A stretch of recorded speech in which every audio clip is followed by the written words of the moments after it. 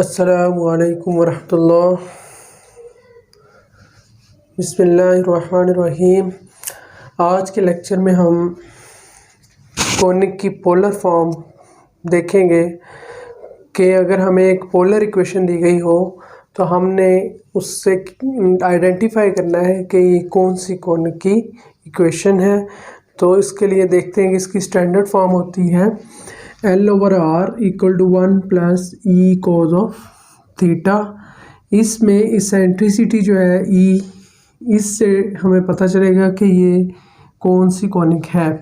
अगर ये 1 है E तो कोनिक जो है वो एक पैराबोला होगी।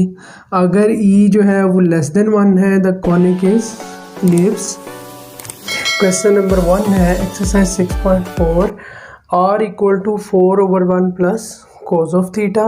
हम इसे स्टैंडर्ड फॉर्म जैसे इक्वेशन बनाएंगे। 4 मल्टीप्लाई था, डिवाइड किया, और अगर हम इसका रेसिप्रोकल लें तो ये हमारे पास इक्वेशन बन जाएगी। अगर हम इसको कंपेयर करें इसके साथ तो हमें नज़र आ रहा है कि L जो है वो 4 के इक्वल है और E जो है वो यहाँ पे 1 है। इसका कोफिशिएंट 1 है और इसका कोफिशिएंट E है, तो E की वैल्यू 1 है। इट्स मीन कि इसका ग्राफ क्या होगा, एक पैराबोला होगा। अब ये क्वेश्चन बहुत इजी है। हमने क्या करना है, 0 से लेके 360 तक एंगल लेने हैं। 0, 90, 180, 270, 360 क्वाड्रेंटल एंगल हमने ले लिए। ये सारी वैल्यूज़ थीटे की जब इसमें पुट करेंगे तो हमें R मिल जाएगा। अगर हम कोस की 0 लिखते हैं तो कोस 0 1 होता है, इसको सिंप्लीफाई करें तो 2 आ जाएगा। कोस 90 0 होता है, कोस 180 -1 होता है। तो ये हमारे पास वैल्यूज़ आ गई। अब हमने इसका ग्राफ ड्रॉ करना है। सबसे पहले तो हमने ये प्लेन के क्वाड्रेंटल एंगल लिखे, 0, 90, 180, 270, 360। उसके बाद हम वैल्यूज़ लेते हैं। R की वैल्यू 2 है 0 पे, सपोज दैट वो यहाँ पे है, तो इससे डबल जो होगी वो 90 पे है यानी कि 4। इसी तरह 180 पे इन्फिनिटी है यानी कहीं भी मीट नहीं करता। इसी तरह 3π/2 पे इसकी वैल्यू 4 है और फिर 2π पे इसकी वैल्यू फिर से 2 है। इसको अगर हम मिला दें तो हमारे पास ये पैराबोला बन जाएगा। R = 8/3 - cos theta. इसको हम सिंप्लीफाई करें और इस जैसा बना लें तो हमारे पास कंपैरिजन से L मिलेगा 8/3 और E हमारा है 1/3।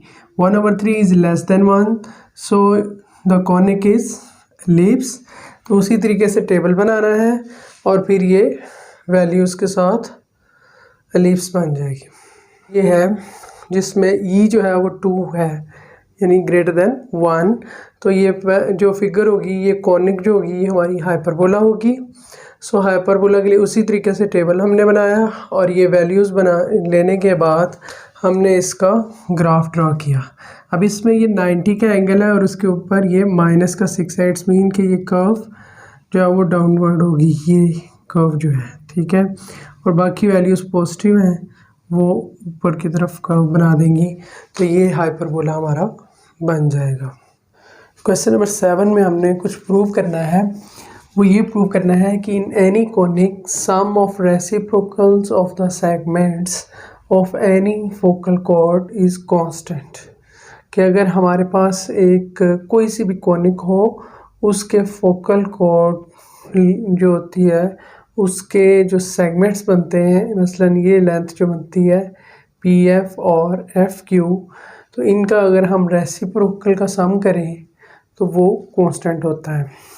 ये देखते हैं, हमने एक पैराबोला लिया, ये उसका फोकस है। ये एक कोड जो इसमें से गुजरती है उसे हम फोकल कोड कहते हैं। वो इस पॉइंट पे P को टच करती है, इस पॉइंट पे Q को टच करती है। तो इसके साथ उसका एंगल है थीटा और इसके साथ उसका एंगल क्या होगा, उसमें 180 ऐड हो जाएगा यानी पाई प्लस थीटा। तो as we know that for any conic L/R = 1 + E cos theta. तो L उस तरफ डिवाइड कर देते हैं।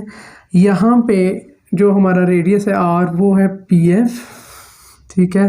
और इसके लिए हमारा आर जो है वो है एफ क्यू, और थीटे की जगह पे यहाँ एंगल क्या यूज़ होगा, पाई प्लस थीटा। तो कोस पाई प्लस थीटा होता है माइनस कोस थीटा, सो इसकी वैल्यू हो जाएगी 1 minus e cos theta over L. अब हम इन दोनों इक्वेशंस को ऐड कर दें तो हमारे पास चूँकि एलसीएम में सेम वैल्यू है एल, ऊपर आ जाएगा 1 प्लस ई cos theta plus 1 minus e cos theta. ये दोनों टर्म्स कैंसिल होगी, 2 over L that is constant value आ गई। नेक्स्ट क्वेश्चन है question number 8। If P F P dash and Q F Q dash are two perpendicular focal chords of a conic, then prove that 1 over pf into fp dash plus 1 over qf and fq dash is constant। तो इसको हम prove करते हैं।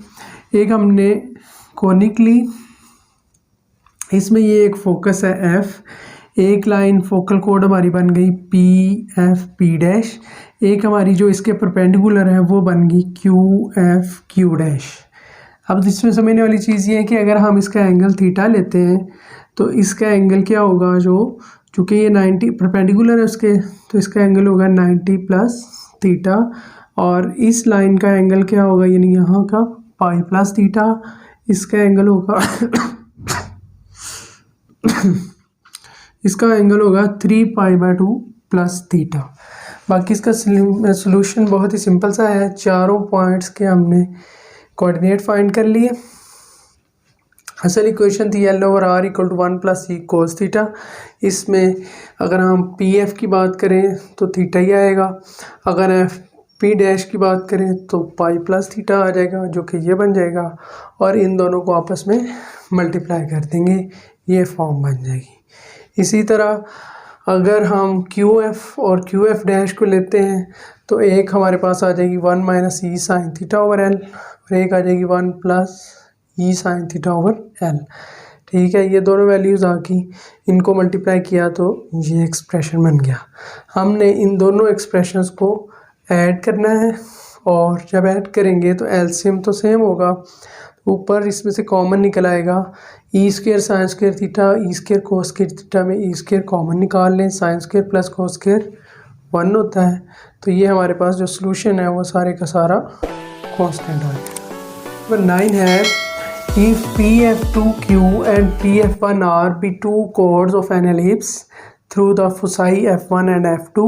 अगर हमारे पास एक ellipse हो, उसमें दो फोसाई हों F1 और F2, और क्या हो कि दो कोड्स हों जो कि इन फोसाइज में से गुजरती हों, then prove that PF2 over F2Q plus PF1 over F1R is independent of position of P।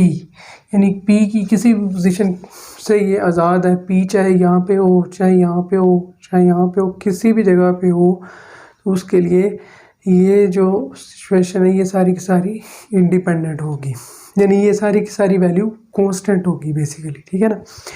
तो आइए देखते हैं, एक एलिप्स हमने ली, उसमें ये दो फोसाई आ गए, अगर ये एंगल थीटा है और ये भी एंगल थीटा ही होगा, तो फिर PF1 थीटा PF1R पाई प्लस थीटा।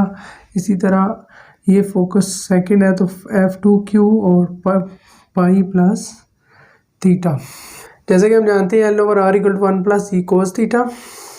सो इस रेडियस के लिए या इस R के लिए क्या होगा, 1 ओवर PF1 के लिए 1 प्लस ई कोस थीटा ओवर L, और अगर हम इसके लिए लेते हैं F1R के लिए तो ये पाई प्लस थीटा ऐड होगा, जिससे ये माइनस पे आ जाएगा। अगर हम इन दोनों को ऐड करते हैं तो ये हमारे पास 2 ओवर L आएगा। इसी तरह अगर हम इस सारे को PF1 से मल्टीप्लाई कर दें तो PF1 जब इससे मल्टीप्लाई होगा तो यहाँ तो 1 आ जाएगा, और बाकी का ये एक्सप्रेशन बन जाएगा। सिमिलरली इसके लिए अगर हम देखें तो ये एक्सप्रेशन बन जाएगा। तो इसमें अगर हम इन दोनों को ऐड करें तो ये हमारा एक्सप्रेशन जो रिक्वायर्ड है वो फॉर्म हमारे मिल जाएगी। ये 2 उस तरफ माइनस हो जाएगा, PF1 प्लस PF2, ये जो लेंथ होती है PF1 और PF2 की, इन सब का सम जो होता है वो 2a के इक्वल होता है। तो यहाँ से ये सारी वैल्यू क्या साबित हो गई कि ये कांस्टेंट है। इस एक्सरसाइज के आखिरी 3 क्वेश्चन एक जैसे हैं। उसमें हमें उसने रेक्टेंगुलर फॉर्म में इक्वेशंस दी हुई हैं, उन्हें पोलर फॉर्म में कन्वर्ट करना है और फिर हमने बताना है कि ये कौन सी कोनिक है। ठीक है, तो आइए देखते हैं। एक क्वेश्चन मैं करता हूँ, Y square equal to 4 minus 4x। जैसा कि हमने पिछले लेक्चर में पढ़ा था कि रेक्टेंगुलर से पोलर फॉर्म में कन्वर्ट करना हो तो x की जगह r कोस थीटा और y की जगह r साइन थीटा पुट करते हैं। तो ये यहाँ पे पुट किया तो हमारे पास ये फॉर्म बन गई। अब ये क्वाड्रेटिक इक्वेशन है इन टर्म ऑफ r, तो हम इसके ऊपर क्वाड्रेटिक फार्मूला यूज़ करते हैं और इसको सिंप्लीफाई करते हैं। सिंप्लीफाई करने के बाद हमारे पास कुछ यूँ फॉर्म बनेगी, 2 × 1 minus cos theta over sine square theta. Sine square को हम लिख सकते हैं 1 माइनस कोस स्क्वायर। इसमें हमने चूँकि यहाँ प्लस माइनस दो आनी थी वैल्यूज़, तो इसमें जो नेगेटिव वैल्यूज़ थी वो हमने निगलेक्ट की। हमारे पास r की फॉर्म बन गई है। इसको हम लिख सकते हैं एक दफ़ा माइनस और एक दफ़ा प्लस, ये कैंसिल हो गई, ये चीज़ आ गई। अब ये वो फॉर्म बन गई जो हमने पढ़ी थी, L/r equal to 1 + e cos theta, यानी वैसी फॉर्म में आ गई। उससे कंपेयर करें तो L हमारे पास 2 है और E हमारे पास 1 है, तो इट्स मीन कि ये एक पैराबोला की इक्वेशन है। दूसरी चीज़, इक्वेशन ऑफ ट्रैक्टिस निकालनी है तो L हमें 2 दिया हुआ है, L से मुराद यानी x हमें 2 दिया है, x हमारा होता है r कोस थीटा। तो यहाँ से r क्या हमारे पास आ जाएगा 2 सेकेंड थीटा।